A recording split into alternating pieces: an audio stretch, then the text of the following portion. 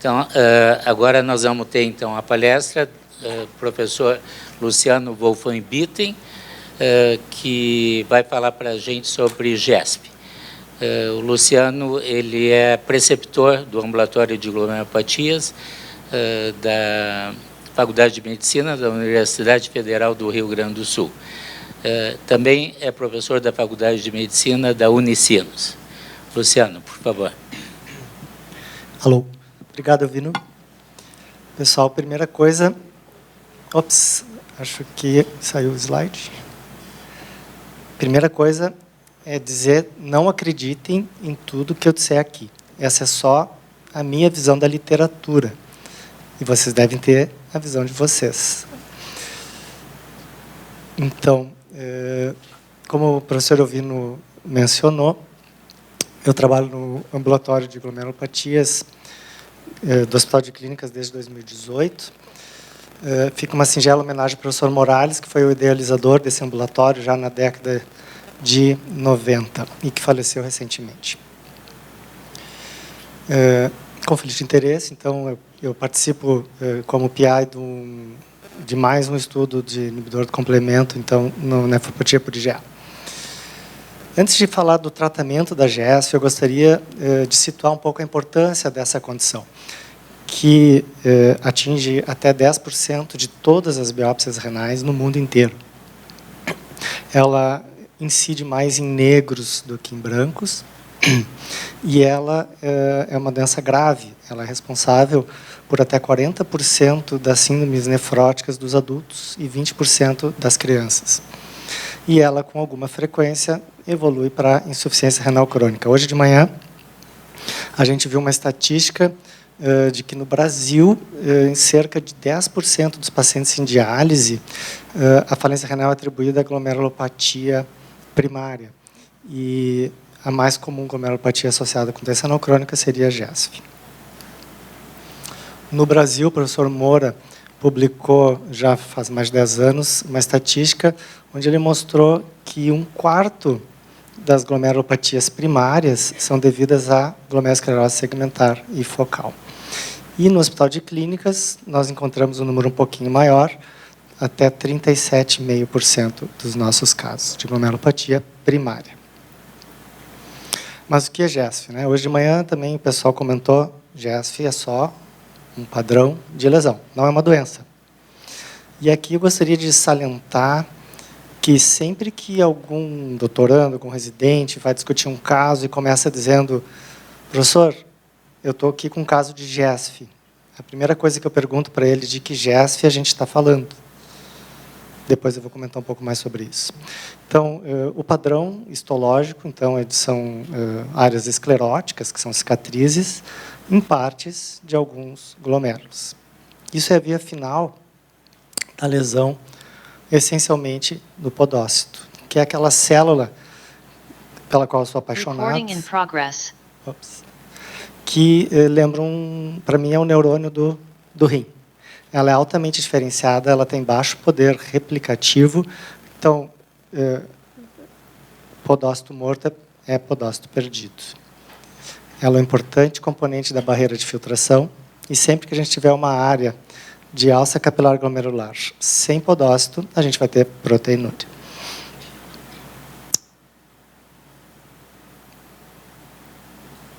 Parou de funcionar. Aqui.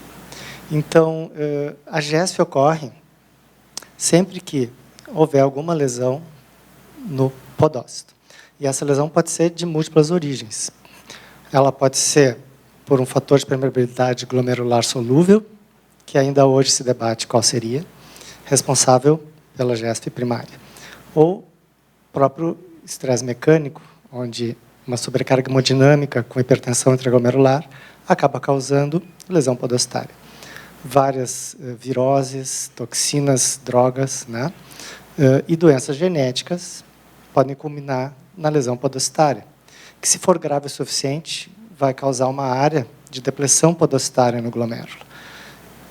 E isso vai sobrecarregar as alças remanescentes, o que vai fazer uma retroalimentação positiva no processo, levando, então, uma doença progressiva.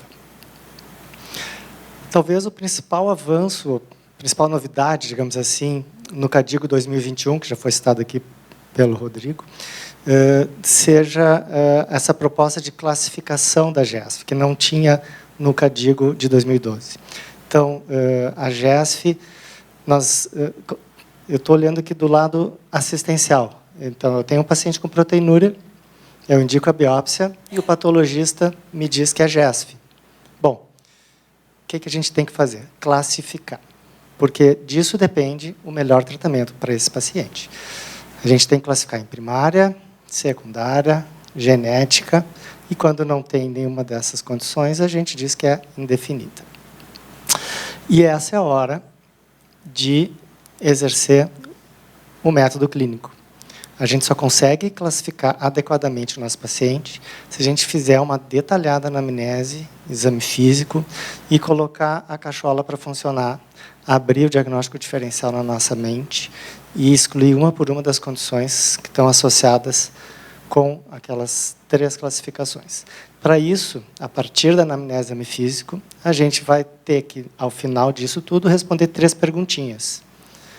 O paciente tem síndrome nefrótica, que é aquela associada, então, com a GESF primária. E quando a gente fala de síndrome nefrótica, não estou falando de proteinúria nefrótica. Isso é uma confusão frequente. Então, a síndrome nefrótica é caracterizada por hipoalbuminemia severa, geralmente abaixo de 3, proteinúria maciça, geralmente abaixo de 3,5, e edema. Tem algum indicativo na história desse paciente que ele possa ter uma doença genética? E aí os principais clues, né, para a gente suspeitar seriam algum achado sindrômico no exame físico do paciente, história familiar é muito importante, e histórico de corticoresistência. A gente sempre tem que suspeitar de alguma condição genética nesses casos. E existe algum indicativo na anamnese, exame físico desse paciente de que ele possa ter alguma doença que esteja causando essa GESF, que não uma glomerulopatia primária. E aí tem inúmeras condições. Só para lembrar vocês, qualquer condição de massa renal reduzida, como prematuridade extrema, agenesia renal, qualquer situação associada com hiperfiltração ou hipertensão glomerular crônica, como a própria obesidade, diabetes, hipertensão, ou condições sistêmicas como, por exemplo, viroses, HIV, HCV, COVID, que é muito comum agora, que, aliás, se viu que é muito mais comum a nefropatia associada ao COVID e ao HIV naqueles portadores de perfil genético de risco do ApoL1.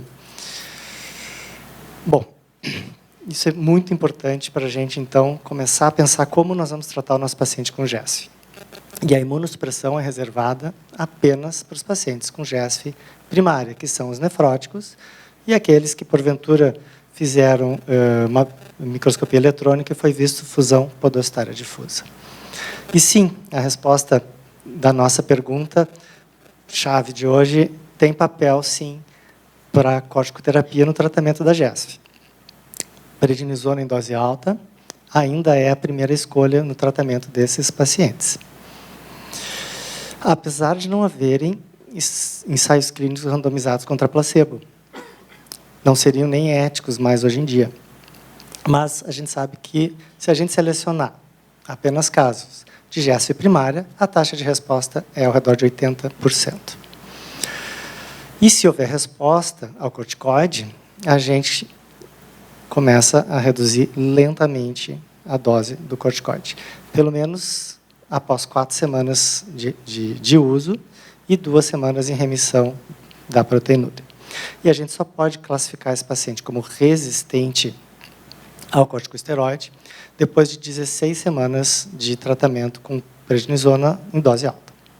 No entanto, isso é importante do ponto de vista prático, se sabe que se não houver nenhuma resposta em termos de redução da proteinúria após 12 semanas, a probabilidade de vir a responder é quase nula. Bom, mas o corticoide não é resposta para todos os problemas dos nossos pacientes. Os inibidores da calcineurina também são muito importantes no tratamento desses pacientes, principalmente nos refratários à prednisona. Mas também podem ser a primeira escolha naqueles pacientes que têm contraindicações aos corticosteroides. Quando eu falo em contraindicações, eu estou me referindo àqueles pacientes diabéticos, pacientes com doença psiquiátrica ou com osteoporose severa. A gente já pode iniciar direto com inibidor da calcineurina. Existem, sim, ensaios clínicos randomizados comparando o corticoide com o inibidor da calcineurina. São vários estudos, nenhum muito grande, como esses estudos que o Dr. Rodrigo estava citando aqui, com centenas de pacientes, mas vários mostrando que eles são igualmente efetivos em termos de redução da progressão da doença para a doença renal terminal a longo prazo. Diferentemente do corticoide, que a gente considera refratário depois de 16 semanas de tratamento, o inibidor da calcineurina demora um pouco mais para fazer efeito. Então, a gente considera a resistência só depois de 6 meses de tratamento com níveis adequados das drogas. E, se houver resposta, a gente mantém o paciente inibidor da calcineurina por pelo menos 1 ano. A nossa experiência, a gente costuma estender um pouco mais, até 2 anos de tratamento, e depois a gente faz uma retirada bem lenta da droga. Bom, até aqui a gente estava numa zona verde, uma zona onde tem bastante evidência, embasando essas recomendações pelo KDIGO. Agora a gente começa a entrar numa zona cinza, onde a gente passa de recomendações para sugestões de conduta, practice points, que, aliás, foi uma grande novidade também do KDIGO 2021. Então, aquele paciente que respondeu, mas que tem recidiva frequente, a gente não vai ficar usando corticoide com muita frequência, porque isso tem muito efeito colateral. Aqui entra mais um espaço para os inibidores da calcineurina. O KDIGO recomenda, em analogia àqueles pacientes com doenças por lesões mínimas, tentar, quem sabe, um ciclo de ciclofosfamida oral, como tentativa de induzir uma remissão mais duradoura nesses pacientes. Outra alternativa, naqueles pacientes que não toleram inibidor da calcineurina, seria fazer a depleção dos linfócitos B com rituximab. E isso pode ser tentado, inclusive, com depleção continuada, com uso periódico de 6 em 6 meses, ou cada vez que retornam os linfócitos B. E micofenolato, então, na nossa experiência, é a última opção no manejo desses pacientes com recidivas frequentes. E aqueles pacientes refratários, que, infelizmente, não é uma situação rara. Pacientes com síndrome nefrótica refratária, que não respondem nem a prednisona, nem a inibidor da calcineurina, a gente tenta o rituximab e o micofenolato, apesar de ter pouca evidência científica nessa área. Mas o paciente está doente, está na nossa frente, a gente tenta. Em termos de novidades que a literatura está estudando, tem um estudo do Mayo Clinic, o professor Fervenza, inclusive, que vai depois palestrar para nós, está conduzindo um estudo com uma droga semelhante ao rituximab, mas, porém, mais potente, que é o obinutuzumab, que se espera resultados para 2025. Bom, apenas 1/3 dos pacientes com proteinúria e GESF tem GESF primária. 2/3 dos nossos pacientes têm GESF não primária, ou seja, genética ou secundária. E o que nós vamos fazer com esses pacientes? Então, eu resolvi trazer um pouquinho dessa experiência. E o ponto mais importante que o KDIGO traz para nós é que a gente não deve usar a imunossupressão nesses casos. E aqui é uma situação extremamente comum que a gente recebe no nosso ambulatório, que é de referência em tratamento desses pacientes, casos de GESF refratária, encaminhados para fazer rituximab, a gente vai revisar o caso e ver que é uma GESF secundária que nunca teve indicação de imunossupressão, por isso não respondeu. E o tratamento não imunossupressor da GESF, ele se confunde com o tratamento da doença renal crônica proteinúrica, que até a década de 80 não tinha muito o que fazer. A história natural era perder praticamente 1 ml por minuto por mês de filtração glomerular. Com o advento das drogas que bloqueiam o sistema renina-angiotensina-aldosterona, a gente conseguiu reduzir pela metade essa progressão, que foi um grande avanço. E, mais recentemente, os inibidores da SGLT2 conseguiram melhorar isso ainda mais.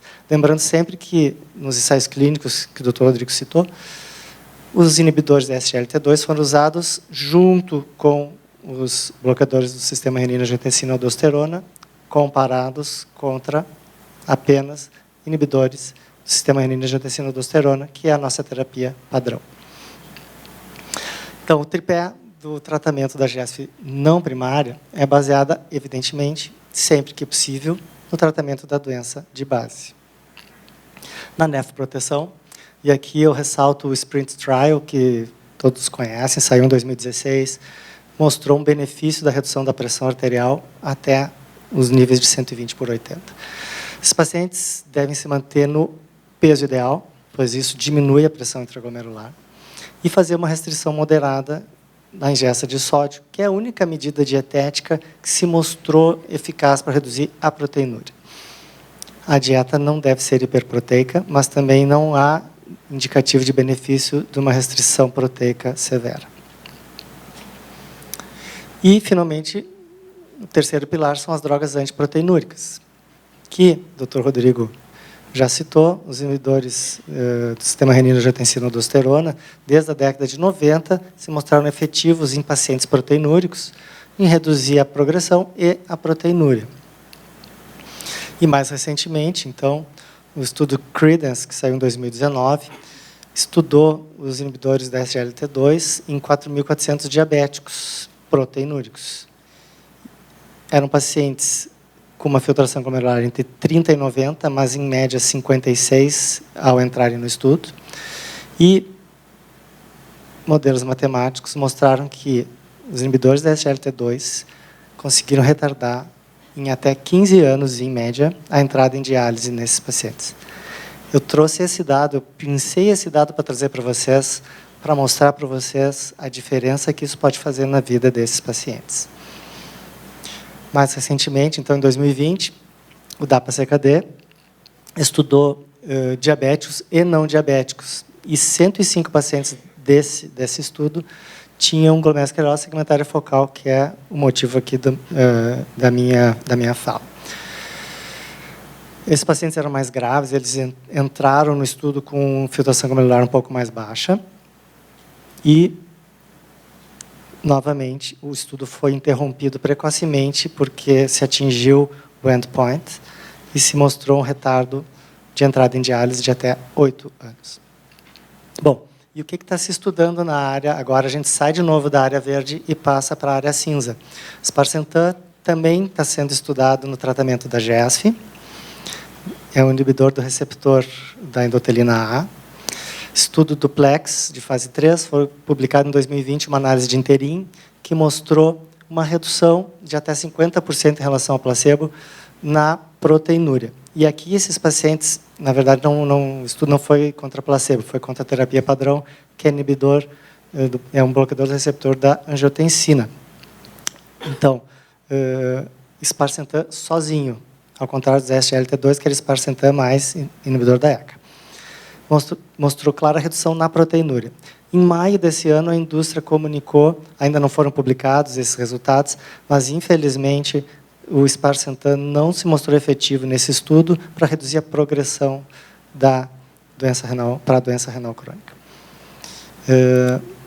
Lembrando a vocês, agora, isso talvez seja o futuro de uma parte dos nossos pacientes, que seria a questão do ApoL1.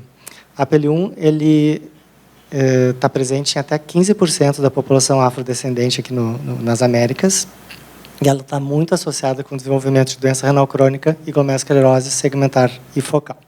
Portadores de um perfil genotípico de risco foram estudados nesse estudo muito interessante que saiu no New England agora de março, onde é um estudo muito elegante, onde eles pegaram culturas de células e demonstraram primeiro que a inaxaplina foi capaz de bloquear o fluxo de prótons nessas células de cultura. Depois eles pegaram ratinhos, mostraram que reduziu a proteinúria nesses ratinhos e finalmente eles pegaram 16 voluntários com GESF na biópsia e proteinúria. Esses 16 voluntários que receberam inaxaplina, 15 mostraram uma significativa redução da proteinúria. Apenas um não respondeu. E a gente está falando de mais de 50% da redução da proteinúria. E agora a indústria está recrutando pacientes com GESF. É um estudo, inclusive o Clínicas, lá de Porto Alegre, é um dos centros que está recrutando pacientes para esse estudo. Espera recrutar 440 pacientes, com resultados previstos para 2026. Era isso, pessoal. Obrigado.